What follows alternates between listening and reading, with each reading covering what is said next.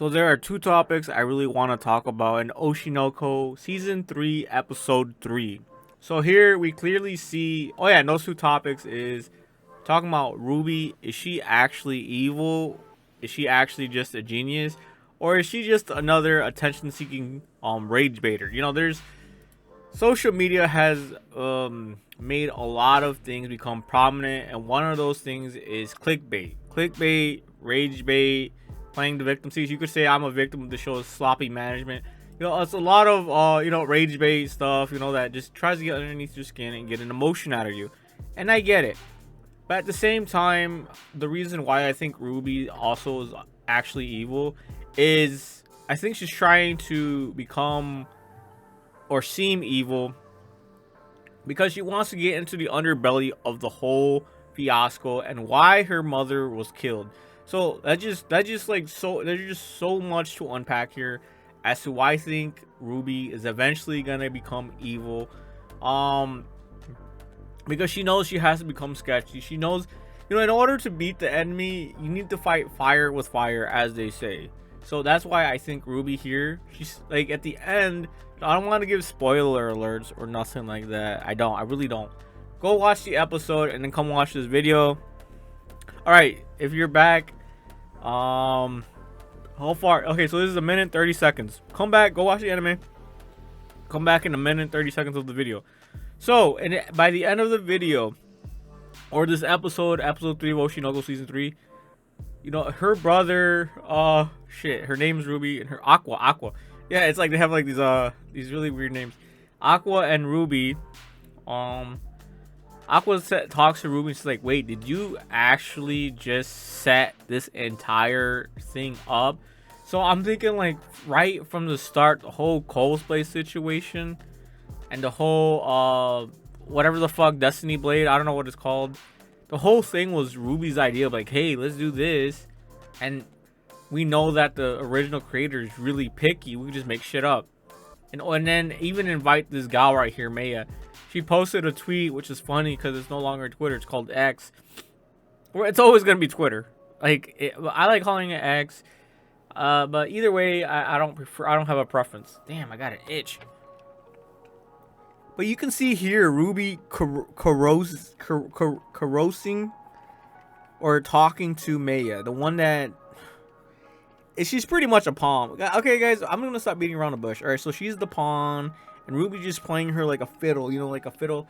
Oh, hey, look, it's my screwdriver, my Milwaukee one.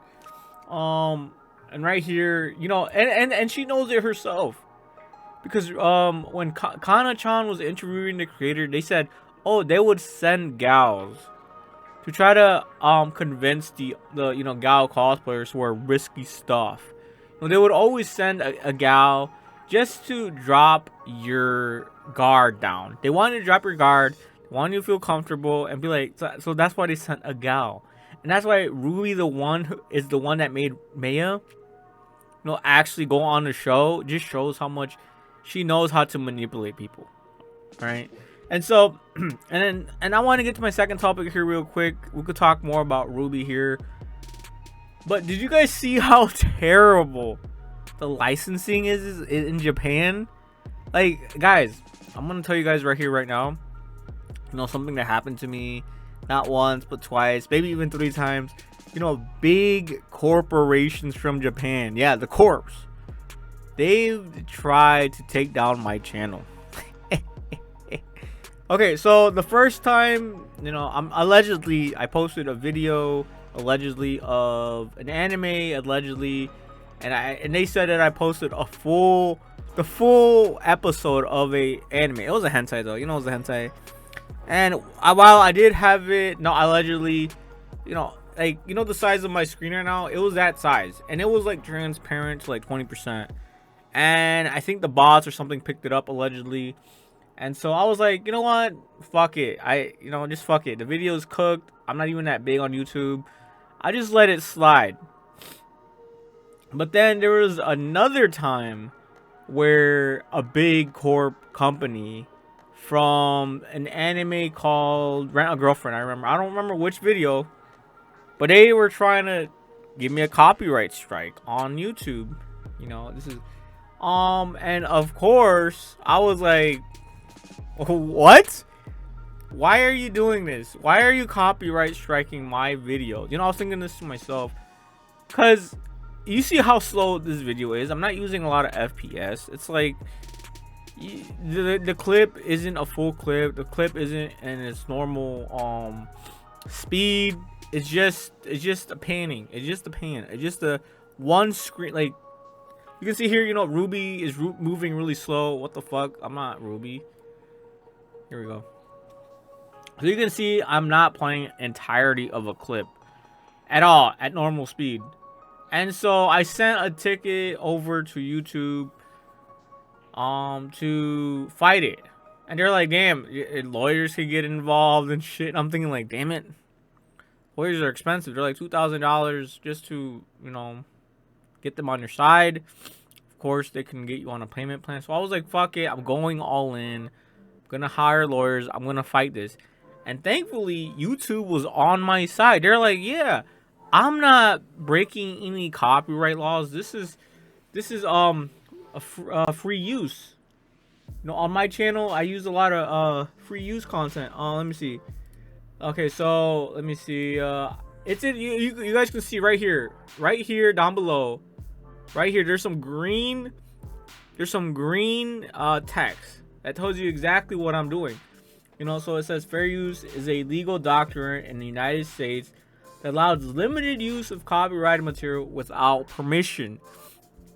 And that's exactly what I'm doing. You know, I'm using limited material without permission. The video uses short clips under fair use for commentary and criticisms. All rights belong to the copyright holder.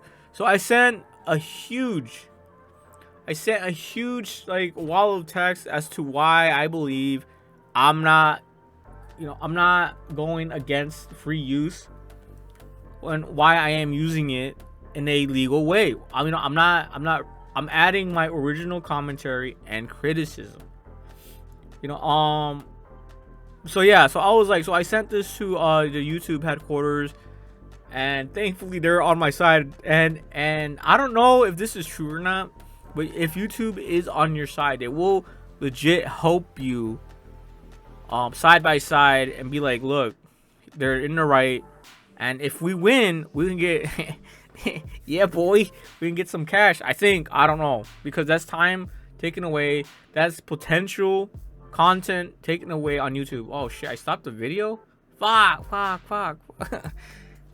So yeah, look, barely even a clip is playing right now, and it's almost been 8 minutes. So you can't say I'm using an entirety of a clip or nothing. And you guys saw how fucking suffocating it is in this episode. What it takes just to get permission. Like, what? And just think about me as a small YouTuber. You think I have an agency, I got people backing me, I got all this and that. I don't. It's just me and my keyboard. You know, I gotta type shit out and defend myself.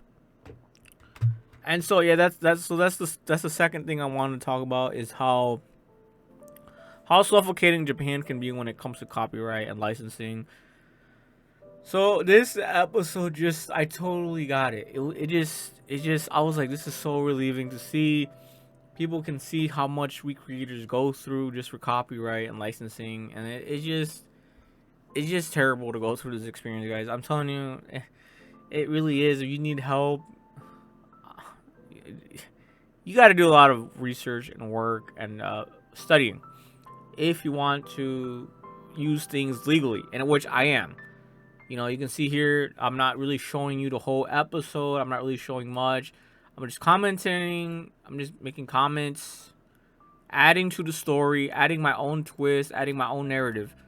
Not giving away the big picture, just putting out theories and hypotheses. So yeah, I really do think Ruby's gonna go. You know what they say? You get too close to the fire, you're gonna get burned.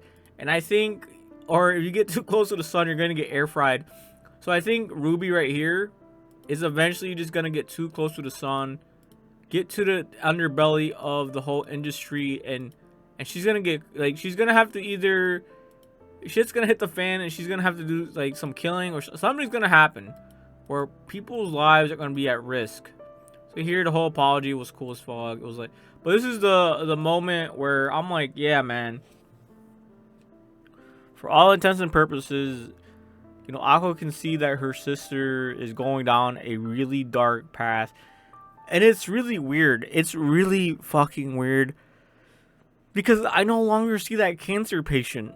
I no longer see that cancer because, you know, prior to this, yeah, this is actually like low-key isekai reincarnation story.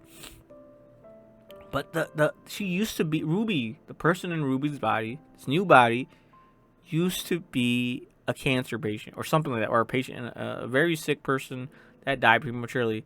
And of course, Aqua is an old, like a middle age, a little bit older, you know, doctor. He was like a doctor taking care of the cancer patient. And now they're brother and sister, and it's just so weird because I think people have forgotten who they used to be prior to this whole showbiz situation, and we've yet to see Aqua utilize his doctor, you know, knowledge. So there you have it, guys. There you have it. You know, social media, man, it's just a whole lot of coconuts, and it's not easy, guys. It's not.